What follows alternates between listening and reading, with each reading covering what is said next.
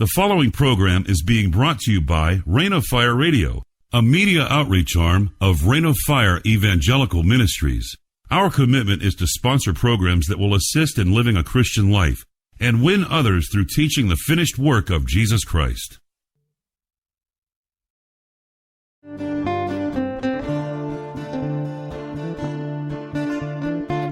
Welcome to Delivered or Deceived with your host, Rand Berkey.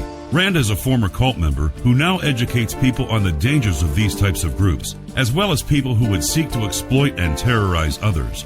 Rand has devoted his life to providing assistance to those who have been hurt. No one wants to be led through the wilderness by a guide who has never been there. He has, and his desire is that you will find yourself delivered and not deceived.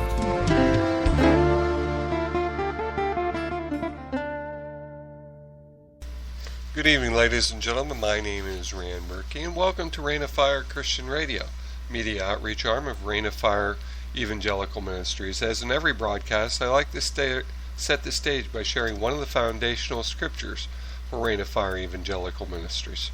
In Luke 4:17 through 19, it states, "And Jesus was handed the book of the prophet Isaiah, and when he had opened the book, he found the place where it was written, 'The Spirit of the Lord is upon me, because he has anointed me to preach the gospel to the poor.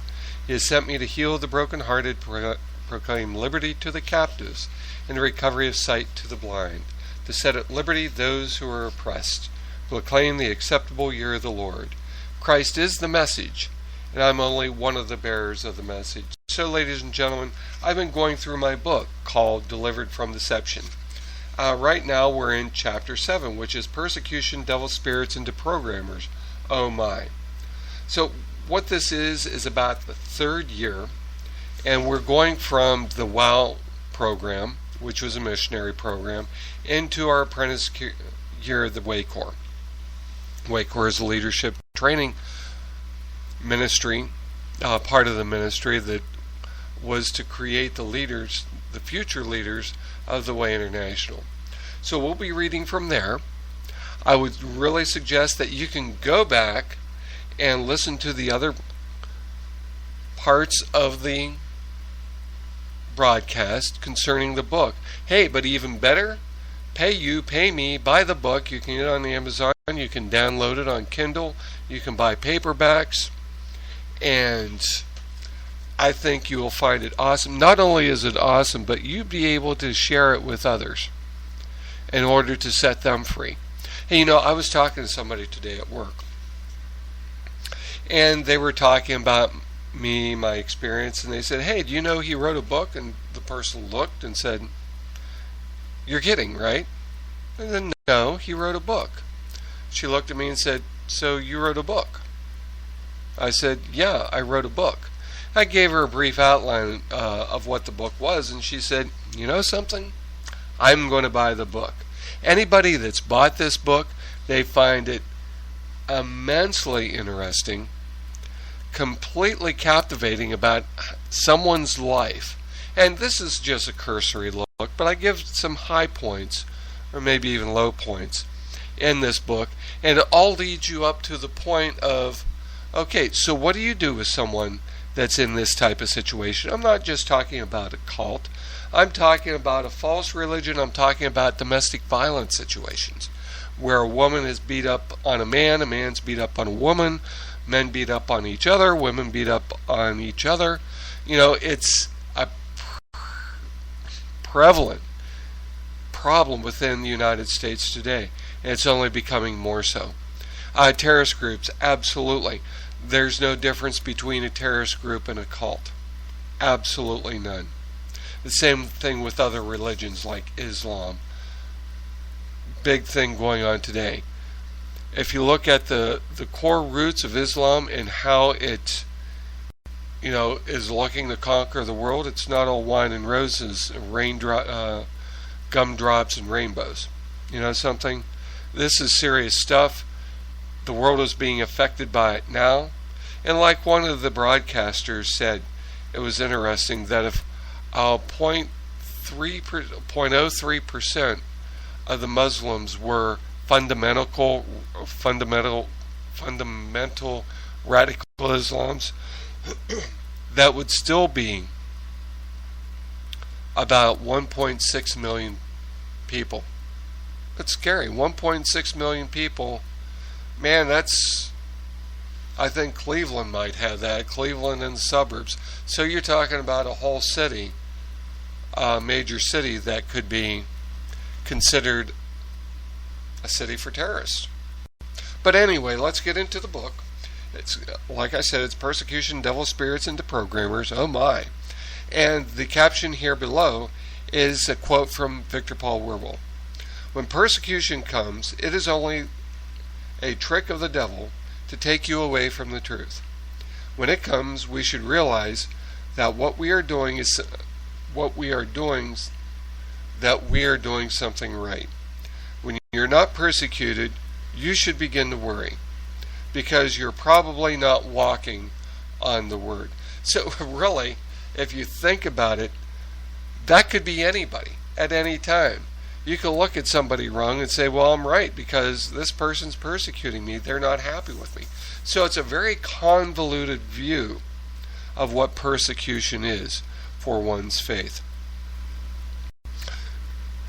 How it works in the cults, how it works in terrorist organizations, other religions, is to cut you off from other opinions, cut you off from other points of view, cut you off because you're so afraid that you're going to be tricked by the devil spirit, by the demons, by evil people, by whomever. You don't want to be around those people, nor should you want to be, right? You want to be on the path that's going to go towards life, not death. Well, here we are. We're at the Rock of Ages again, and we're rocking and rolling. Once at the Rock, we joined the other Wows in a festive, formal parade who marched proudly past Werwell and the other believers in attendance. Serving on Blessed Patrol once again, I was assigned a broader range of responsibilities in guarding the grounds. With all my training, I now knew that my primary task of patrol was to protect believers from the fiery darts of the wicked and to keep those with evil intents off of the way property. Only people with specific passes were permitted onto certain parts of the grounds.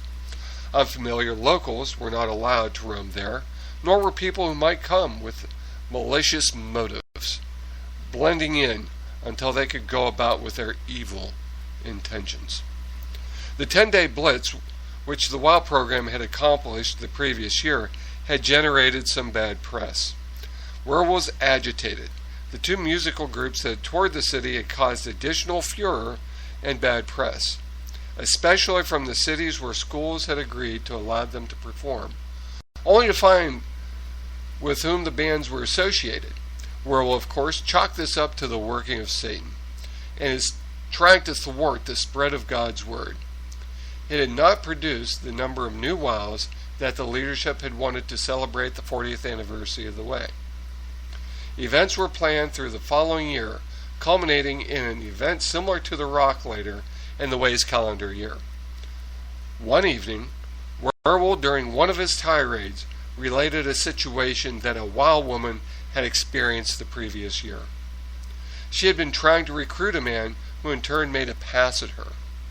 She told him that his genitals were not worthy to be near her body. This woman had told Werwell this story and it really amused him.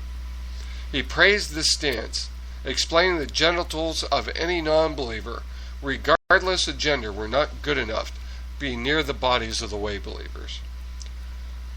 Ladies and gentlemen, can you believe it? I know.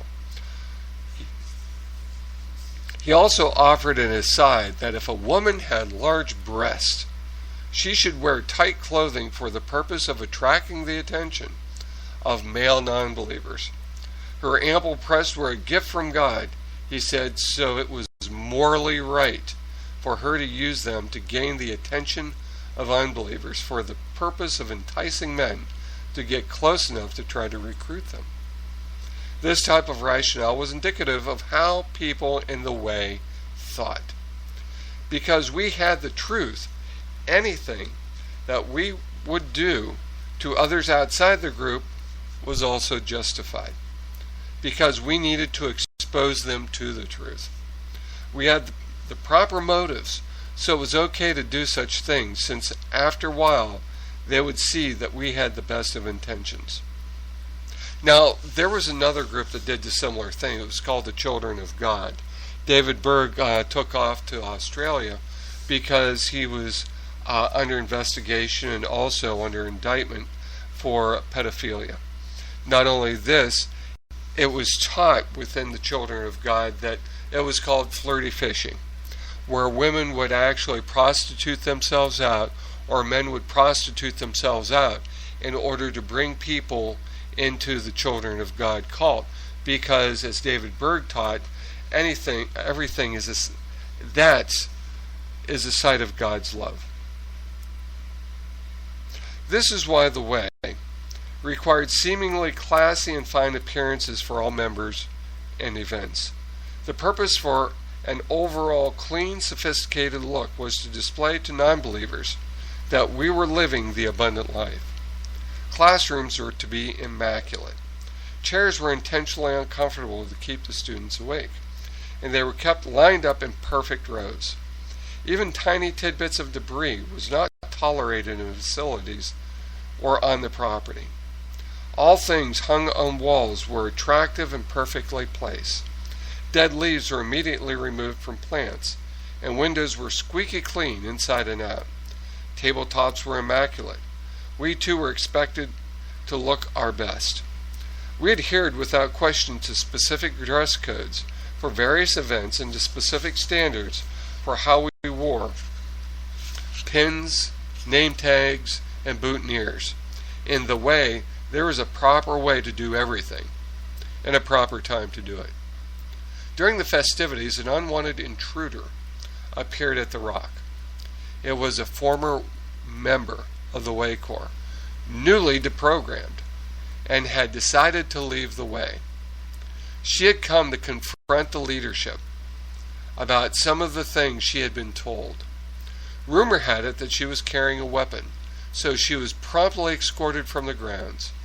Werewolf told us she had been tricked by deprogrammers, who were misguided, evil, and devil-possessed.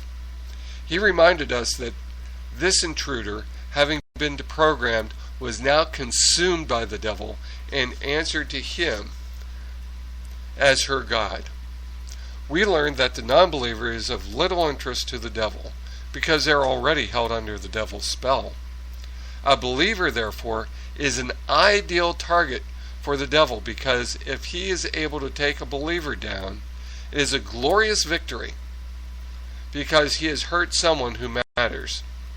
In the case of the intruder, the devil's victory was even greater, because he had snatched her from the Way Corps, which are on the front lines of the Way, and in the heat of the spiritual battle.